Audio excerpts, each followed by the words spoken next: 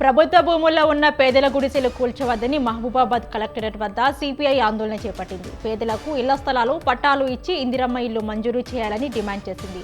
పూర గుడిసెలు నమూనాలు, ట్రాక్టర్పై గుడిసెల ప్లకార్డ్ తోటి సిపిఐ నేతలు బటాయించి అధికారులకు వ్యతిరేకంగా నినాదాలు చేశారు.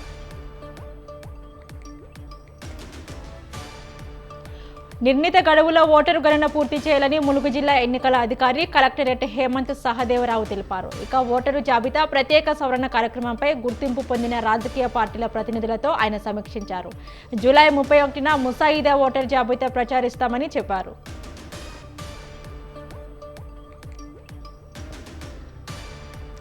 సూర్యాపేట జిల్లా రేవూరులోని ఉద్రిక్తత చోటు చేసుకుంది. రామ్కో సిమెంట్ ఫ్యాక్టరీ భూముల వ్యవహారం గ్రామస్తుల మధ్య చిచ్చుపెట్టింది.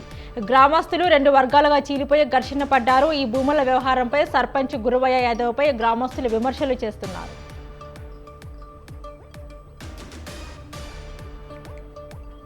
నెల్లూరు జిల్లా గూడూరు ప్రజావేదిక వద్ద ప్రకాశం జిల్లా సింగరాయకొండ కుటుంబం ఆందోళన చేసింది. కాసేపట్లో సీఎం చంద్రబాబు రానుండగా వారు నిరసన తెలిపారు.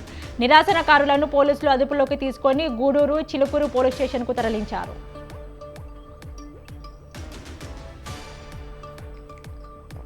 నంద్యాల జిల్లా కొన్నిదెలకు చెందిన విద్యార్థిని మహేశ్వరి చదువు పట్ల ఆసక్తి ఎక్కువ.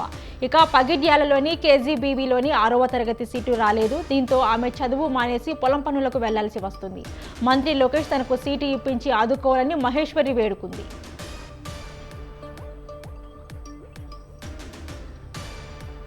దీర్ఘకాలిక ఆదాయం సమకూర్చే ఆయిల్ ఫామ్ సాగును రైతులు చేయాలని సిరిసిల్ల జిల్లా కలెక్టర్ గరిమా అగర్వాల్ పిలుపునిచ్చారు. ఎల్లారెడ్డిపేట మండలము రాచర్ల గొల్లిపల్లిలోని 18 ఎకరాల్లోని ఆయిల్ ఫామ్ కార్యక్రమంలోని ఆమె పాల్గొని మొక్కలు నాటారు. ఆయిల్ ఫామ్ సాగుపై జిల్లాలోని అవగాహన సదస్సులు నిర్వహించినట్లు కలెక్టర్ తెలిపారు.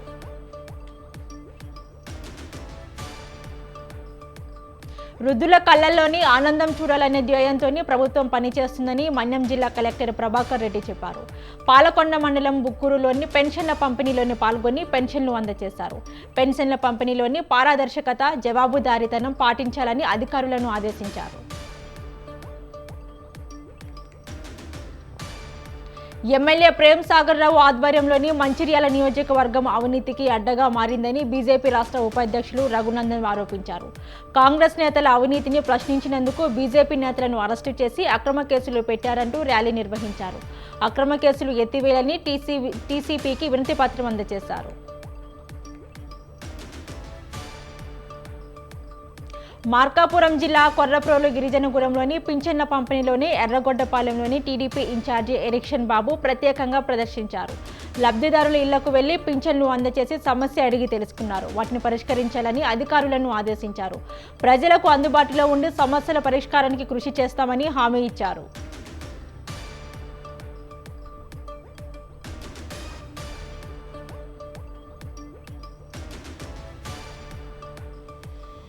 జగిత్యాల జిల్లా ఇబ్రహీంపట్ల మండలంలోని వేములకుర్తి ఉప సర్పంచ్ బర్మ మల్లయ్య కాంగ్రెస్ పార్టీ నుంచి బీఆర్ఎస్లోకి చేరారు. ఆయనతో పాటు పలువురు వార్డు సభ్యులు కూడా బీఆర్ఎస్లో చేరారు. కొరుట్ల ఎమ్మెల్యే డాక్టర్ కల్వకుంట్ల సంజయ్ సమక్షంలోని వారంతా బీఆర్ఎస్ కండువలు కప్పుకున్నారు.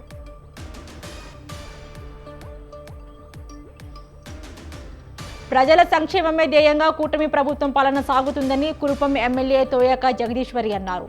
పార్వతీపురం మన్యం జిల్లా జి శివగాడ గ్రామంలోని ఎన్టీఆర్ భరోసా పెన్షన్లు పంపిణీలో ఆమె పాల్గొన్నారు. లబ్ధిదారుల ఇళ్లకు వెళ్లి నగదు మొత్తాన్ని ఎమ్మెల్యే అందజేశారు.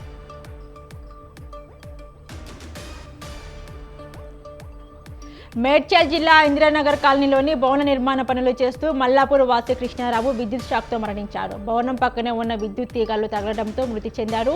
కూసాయిగూడ పోలీసులు మృతదేహాన్ని పోస్టుమార్టానికి ఆసుపత్రికి తరలించారు. కేసు నమోదు చేసి దర్యాప్తు చేపట్టారు.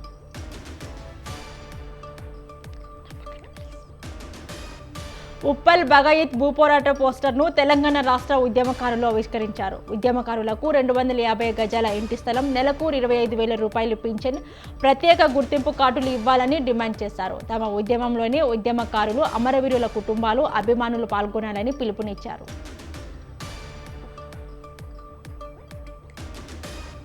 మంచిర్యాలలోని విద్యాశాఖ అధికారుల తప్పిదంతో ఒక విద్యార్థిని భవిత్యం గందరగోళంలోని పడింది.